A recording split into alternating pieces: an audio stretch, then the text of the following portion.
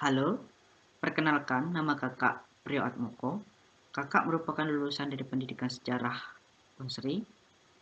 Di sini kakak akan melakukan simulasi ruang guru dengan mata pelajaran IPA terpadu dengan materi teknologi ramah lingkungan. Dalam simulasi ini juga kakak akan dibantu oleh 2 orang siswa. Yang pertama Rudi, dia memiliki semangat untuk belajar, namun kurang dalam memahami pelajaran. Sedangkan siswa yang satu lagi, namanya Nina, dia cepat dalam memahami pelajaran dan juga dia kritis dalam masalah-masalah dalam pembelajaran. Halo Rudi dan Nina, apa kabar? Pasti kalian baik kan? Dalam kesempatan ini, ayo kita belajar tentang teknologi ramah lingkungan. Kalian tahu apa itu teknologi ramah lingkungan? Rudi, apa Rudi tahu? Oh, teknologi ramah lingkungan itu adalah teknologi yang merupakan penggunaan prinsip-prinsip pelestarian alam dan menghasilkan limbah zero limbah atau tidak memiliki limbah. Dan sumber daya yang digunakan dalam teknologi ramah lingkungan adalah teknologi yang dapat diperbarui. Nah, dari pengertian ini, apakah Rudi dan Nina ada yang belum paham? Oke, sudah paham. Nah, kita akan melanjutkan ke manfaat dari teknologi ramah lingkungan. Teknologi ramah lingkungan ini memiliki beberapa manfaat. Yang pertama, dapat mengurangi kontaminasi racun dalam sebuah produk, membuat produk itu aman dari limbah. Oke, kita sudah membahas tentang pengertian dan manfaat dari teknologi ramah lingkungan. Selanjutnya kita akan membahas tentang prinsip-prinsip dari teknologi ramah lingkungan. Dalam teknologi ramah lingkungan terdapat 6 prinsip yang sering kita sebut dengan 6R. Nah, apa saja 6R itu? Kita mulai dari yang pertama ialah refine. Refine adalah penggunaan barang atau jasa dengan barang-barang yang tidak merusak lingkungan. Nah, selanjutnya setelah refine ada juga yang namanya dengan reduce. Reduce ini adalah penggunaan barang secara optimal sehingga barang itu tidak menyebabkan sampah. Selanjutnya ada reuse, di mana reuse ini adalah penggunaan barang kembali dengan tanpa mengubah barang itu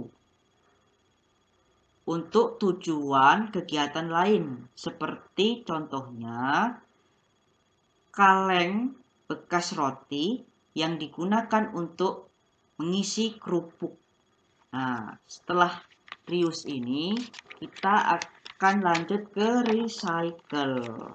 Ada yang tahu recycle?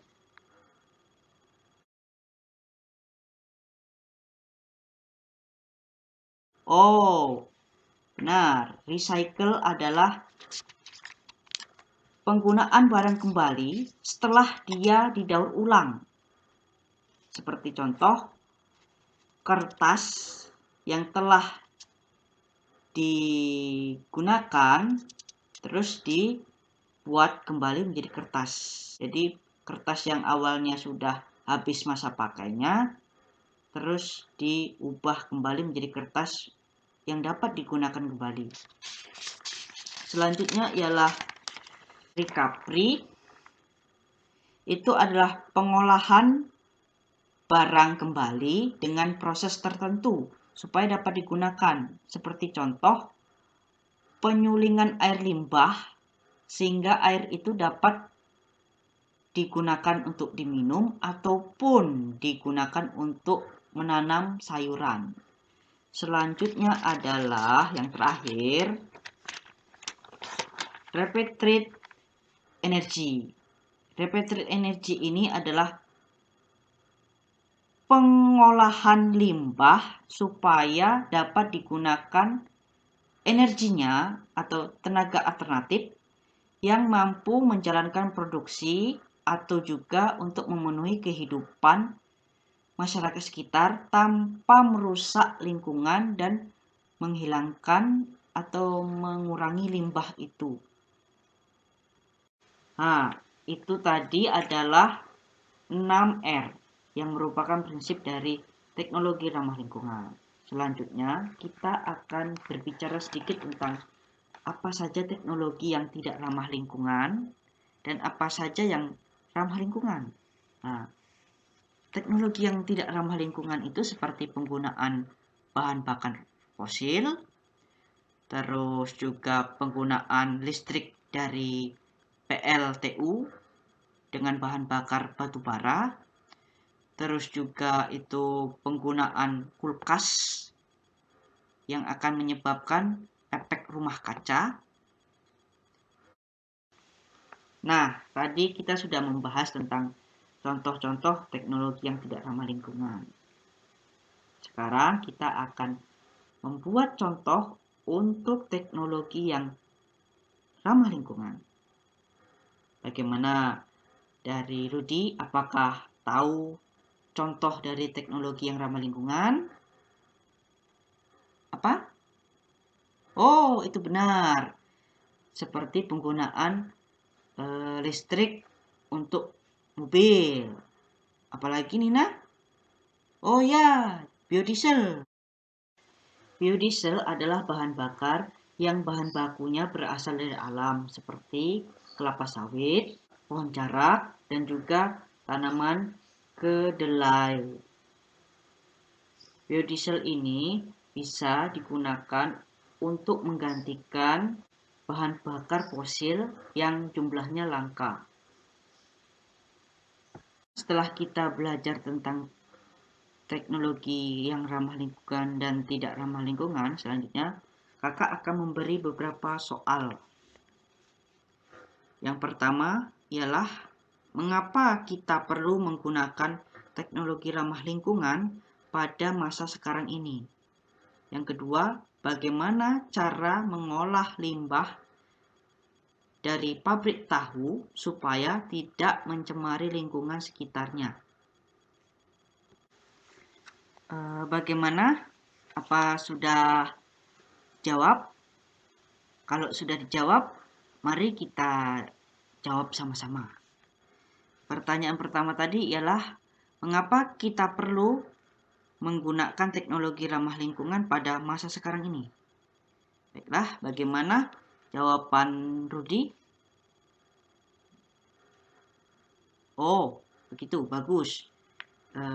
Tapi kakak akan menambahkan sedikit mengapa kita perlu menggunakan teknologi ramah lingkungan itu pada saat ini, karena kita butuh melestarikan lingkungan. Kalau kita menggunakan teknologi yang tidak ramah lingkungan, semakin lama semakin dunia kita akan rusak, sehingga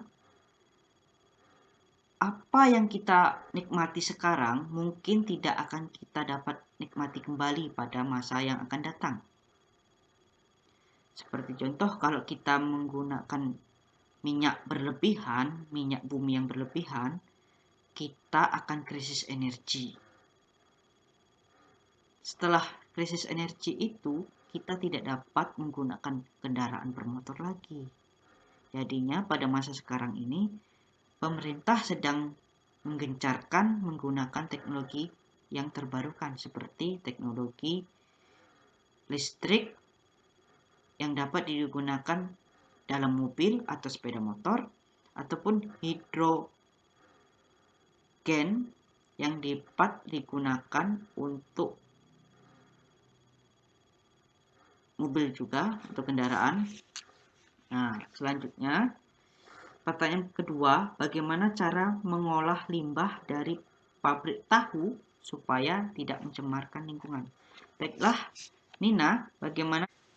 Baiklah, kita akan lanjut dengan pertanyaan kedua, yaitu bagaimana cara mengolah limbah tahu untuk menghindari kerusakan lingkungan di sekitarnya. Baiklah, apa jawabannya Nina? Oke, itu benar sekali.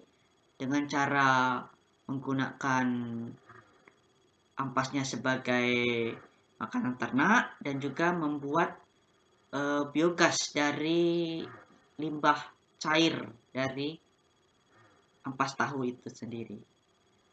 Oke, apa Nina mau bertanya lagi? Oh, selain dua cara itu, kita dapat menggunakannya untuk bahan kompos, sehingga tanaman di sekitar pabrik itu jadi subur. Oke, sudah mengerti Nina? Baiklah. Baiklah, sampai di sini dulu perjumpaan kakak dengan kalian. Namun kakak sarankan supaya Rudi banyak-banyak belajar supaya lebih memahami lagi tentang konteks pembelajaran kita. Nah, untuk Nina, mudah-mudahan Nina dapat lebih giat lagi dalam belajar dan jangan menurun dalam pembelajarannya. Oke, selamat siang. Demikianlah simulasi ruang guru pada mata pelajaran IPA terpadu dengan materi teknologi ramah lingkungan. Atas perhatiannya saya ucapkan terima kasih dan sampai jumpa.